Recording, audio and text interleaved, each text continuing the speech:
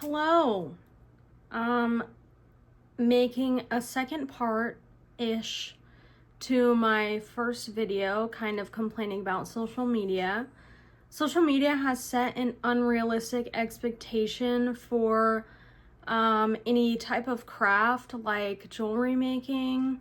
In my personal experience, there is definitely a lot of misinformation on the internet, and I do think it's important that the right information be spread, but I am not in any means a certified gemologist.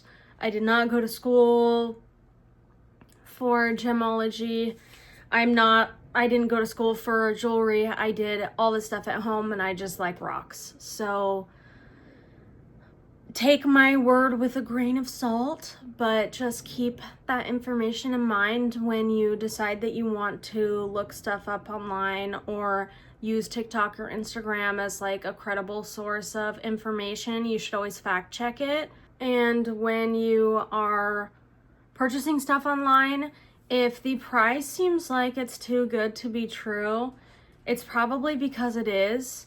And I do see a lot of companies or people just selling something that is just not what they say it is. Like, I see so much dyed material or heat treated stuff or like colored glass or like some weird, I don't know, maybe like lab grown stuff, but I don't have a problem with lab grown. I just like it to be labeled as what it is.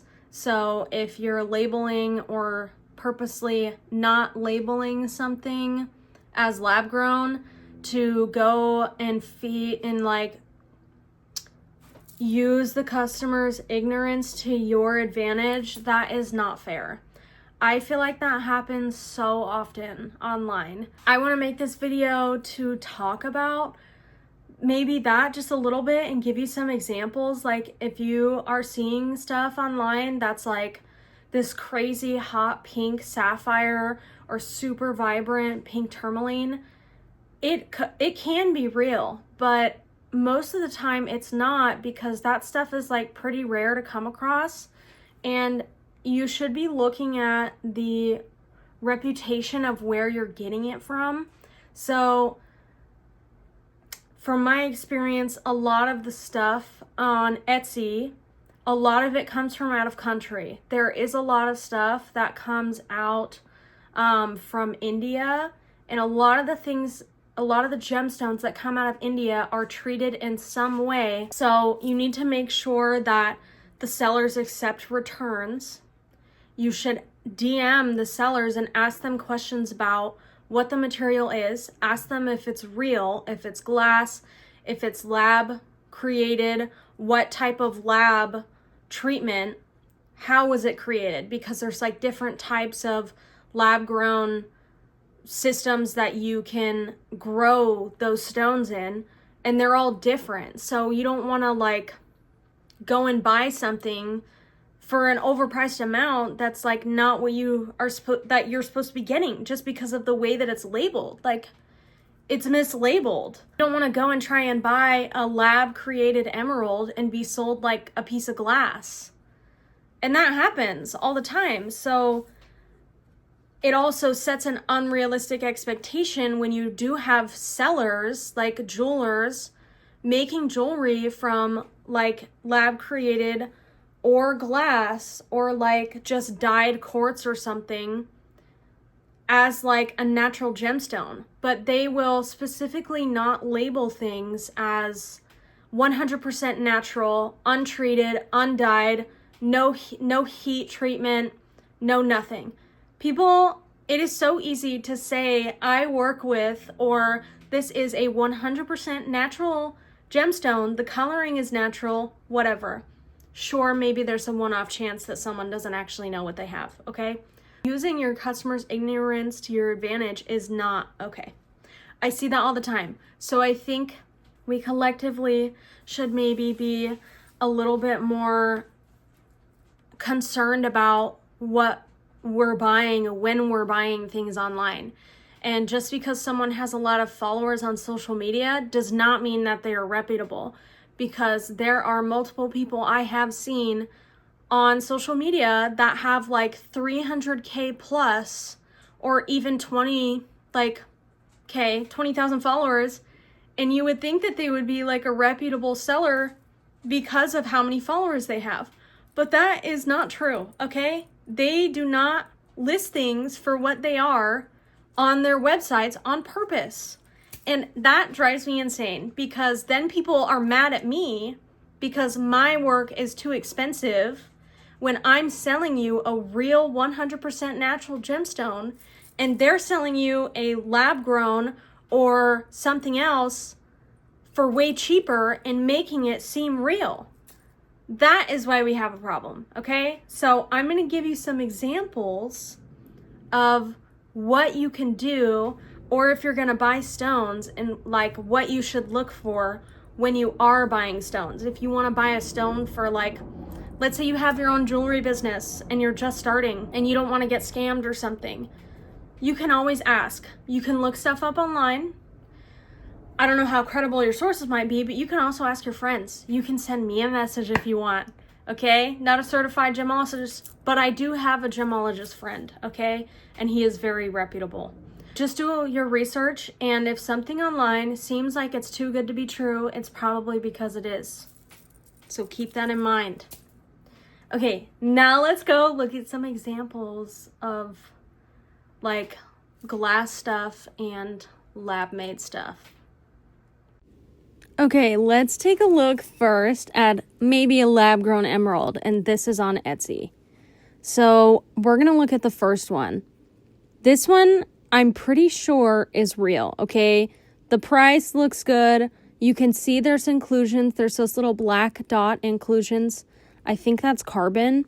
And then it does have other etching and inclusions. This looks great. He also does mention that it's a hydrothermal grown.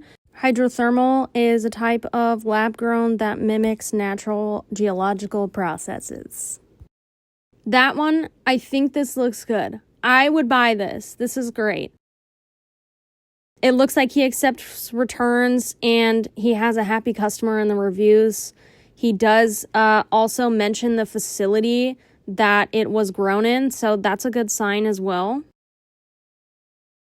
Reading a little bit on his about page, seems like he does accept those returns again, so just something to look into when you're searching.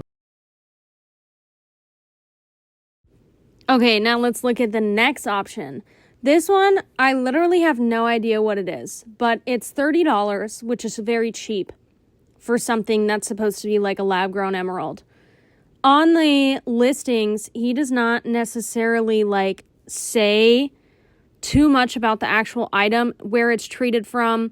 It is coming out of India. He does take returns as well.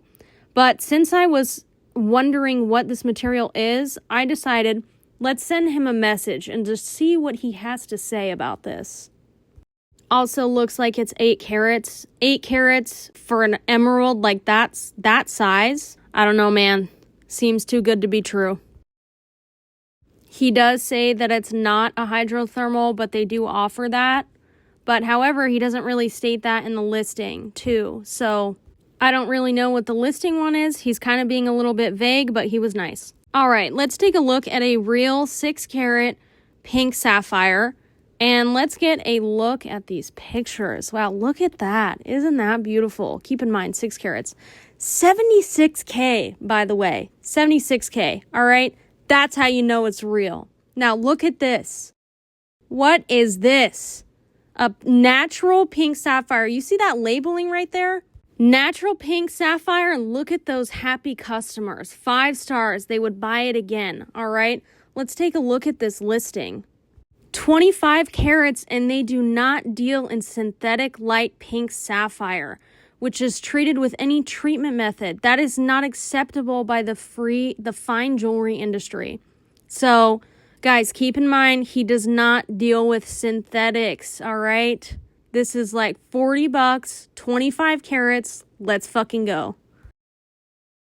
All right, let's look at another one. Another good $40. And guys, it comes with a certificate, all right? Anytime you see these certificates, I'm sorry. No, thank you. Treatment, no treatment on that, okay? No treatment. But guys, it's lab grown, okay?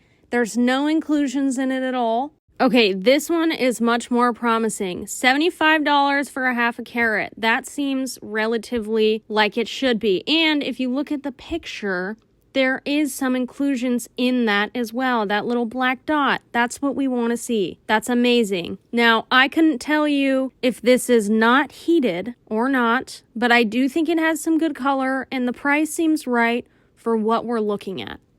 This is not a bad option, and I think this is probably real. Wow, wasn't that a crazy experience, guys? Do you see how things can be left just so open-ended? So even if someone purchases that item fully believing that it is a natural gemstone, or it's untreated, or the coloring is natural, and they sell that to a customer for maybe way overpriced because they think they got a steal of a deal, we're both screwed, bro. We're both screwed. That's not good, okay? So just keep that stuff in mind. And also, if someone says natural gemstone because they believe that lab grown and actual natural stones are the same, that is them pushing their beliefs onto you. That is also not chill, okay? There is a difference between lab grown and natural. That's why they're differently labeled. They're labeled differently because they're different, okay? They are technically structurally the same thing. Yes, I do like lab grown as well. But I'm not going to sell a lab grown as natural because that's not what it is. It's a lab grown. So that's all I have to say. Hopefully I didn't hurt anybody's feelings. That's not my intention. My intention is to help people in understanding what they're buying and save their money if they want something real. If you want something that's going to last you and it's going to be high quality, it's going to be a little bit more pricey, but it's going to last you way longer and it's going to be much more worth it. So, thank you for watching.